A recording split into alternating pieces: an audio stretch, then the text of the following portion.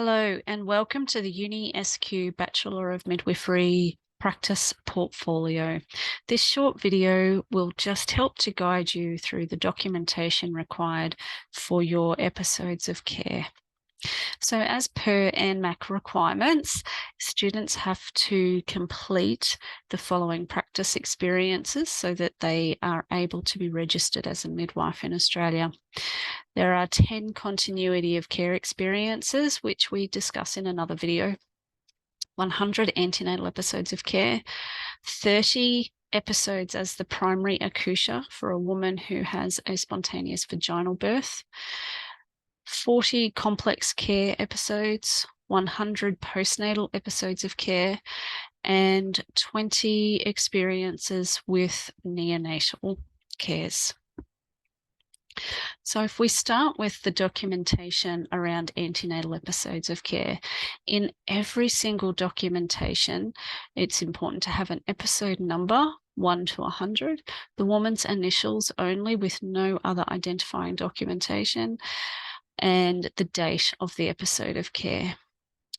And then just some details around the woman's obstetric history, and this section here is the antenatal care that is provided on the day of the episode of care. It's important to fill in a value for each section. So if there is an abdominal palpation, instead of just ticking to say yes, there is some detail around what that abdominal palpation found. So fetal positioning, amount of liquor, how the abdomen looked, etc. Similarly here with fetal well-being, with fetal movements, we don't just tick. That needs to be documented as felt or normal for this woman. Ticks don't offer us any kind of meaningful information, so it is important to actually document what was assessed on the day. If for any reason anything is not assessed, for example, if this is a phone consultation, you can actually write here not assessed as it was a phone consultation, but there needs to be some kind of value and explanation in each section. It's important to make sure that every episode is identified for the student and that the midwife signs his or her name and signature here. This can also be signed by a GP or an obstetric doctor as well. This is not just limited to a midwife. But this basically indicates that the healthcare professional, which is most often the midwife, has looked at this documentation and has assessed it to be accurate for the cares that went on that day and has signed it just to say that, yes, what the student has presented here is true. The spontaneous births as the primary accoucheur.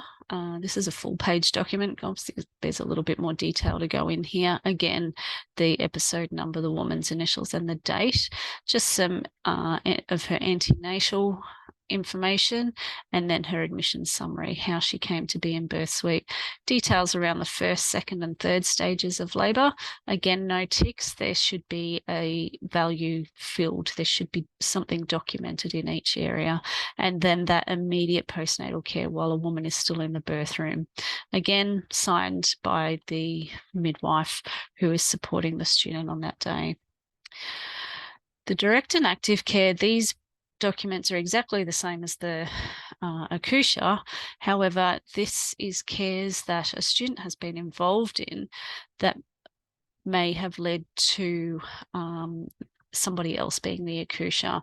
So this can either be a woman who requires an instrumental birth or a cesarean birth, or for some reason there was a complexity that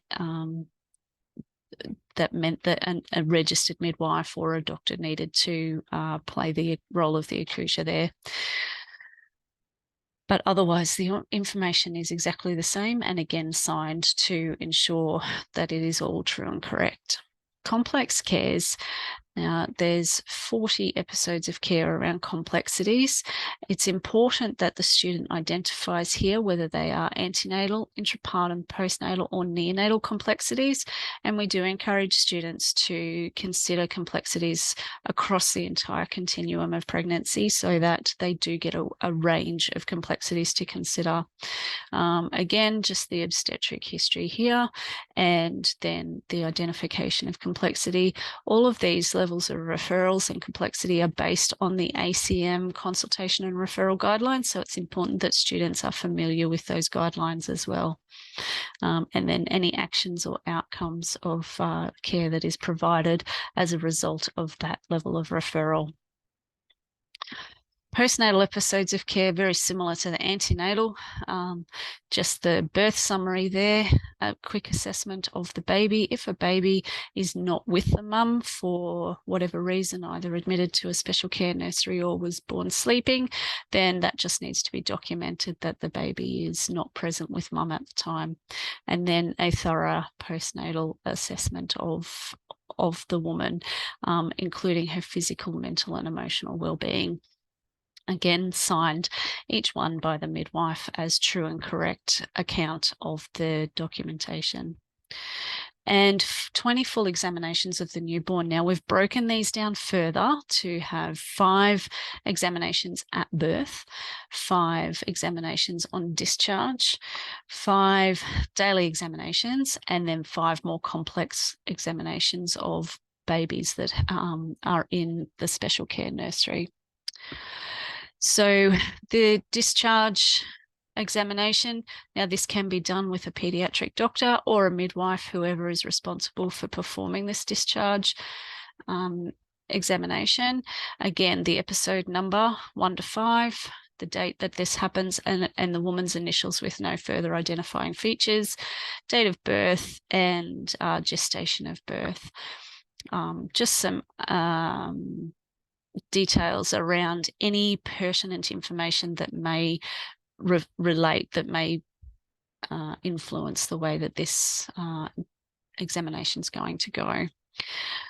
Again, each one of these requires some form of documentation, not just ticks to say, yes, it's been done, but just whether whether the examination is found to be normal or whether there are any anomalies that might be identified. And then the documentation is complete and the response to the parents, especially if there are any anomalies, that how is this fed back to the parents and what's the ongoing plan. And again, this needs to be signed by the healthcare professional performing this discharge check. The daily assessment, this is just the daily thing that happens on the ward within the postnatal space. And we just need to do 5 of these as well. Again, number 1 to 5, just information around the birth and then what we notice on a day-to-day basis. Again, more than just ticking and flicking here. Providing some information, and then if there is anything of note, just making comments here as well. Immediate care and resuscitation of the neonate. So this one is done at birth, whether or not a baby requires any kind of resus. It's just about the way that a baby transitions to extrauterine life. And the baby with special needs, just with all of the documentation around what would be provided in a special care nursery.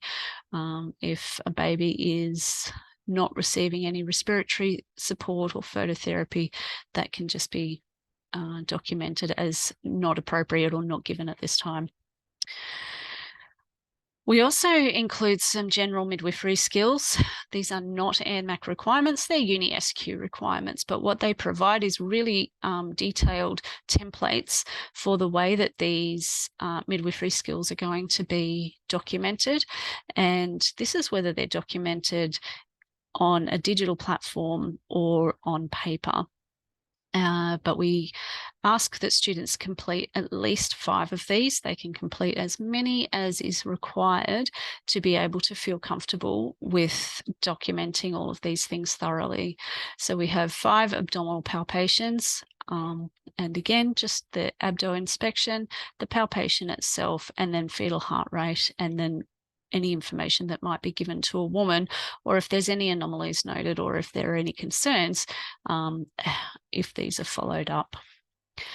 Vaginal examinations, again, all of the documentation around the cervix, and then the fetal positioning, and then any findings that we have. Perineal repairs. Now, this can be an actual opportunity to provide a repair or be involved in a repair, or whether this is just a witness of a repair, as this is a bit of an advanced skill for midwives. We don't expect students to be doing repairs until they've had a little bit of training around that. Regional analgesia or anesthesia. So if a woman requires an epidural or a spinal, to be able to document all of the cares involved with that, and induction of labour care. Now, we know that inductions come in quite a range of pictures, and a student may or may not have the opportunity to see every single kind of induction, whether it's Cervidil or Proston or an ARM or SINT. But just being able to understand why an induction is taking place and being prepared for that, and the extra considerations that need to be taken with any kind of induction care. Complex breastfeeding case management, quite straightforward for women that are finding breastfeeding a little bit challenging for whatever reason. Education around formula feeding. We do ask here for a reflection on a teaching session, not just what was actually discussed each time, but how the teaching session went and how it was received by the parents at the time, and any other labour and birth procedural skills. And this is just all of these things that may or may not turn up, but aren't really documented elsewhere. And it just gives a student a chance to keep a record of things that they might be exposed to. We do encourage that students and midwives, or students and preceptors, try to put aside half an hour at the end of the shift or at some point, so that they can go through all of this documentation together, that the student is able to clarify any holes in understanding of documentation, and that the midwife is able to just verify that everything is true and correct, and has the time to be able to sign all of those episodes of care. Sometimes in a part-time working environment, if students don't get those signed, they may not have the opportunity to have episodes signed off for a while, and that can just delay being able to upload these episodes of care to the portfolio platform. I hope this has been useful to students and to preceptors, just to understand our documentation and our expectations of students. We do expect that documentation is made in a professional manner and a legal manner, without scribbles and crossing outs and liquid paper or whiteout. If a student needs to rewrite anything for any reason, print out a new sheet and start again. If there's any questions, feel free to reach out to any of us at the UniSQ midwifery team. Thank you.